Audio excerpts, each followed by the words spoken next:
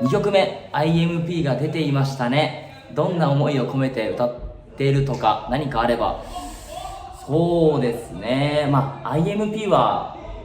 僕たちメンバーも言ってるんですけども、歌詞がすごいとても良くて、なんか僕たちの今までのストーリー物語がなんか直接歌詞になっていると言っても過言ではないので、なんかそこはなんかとにかくなんか気持ちを込めて、なんかパッションでやらせていただきました。気持ちを大事に挑みましたね。はい。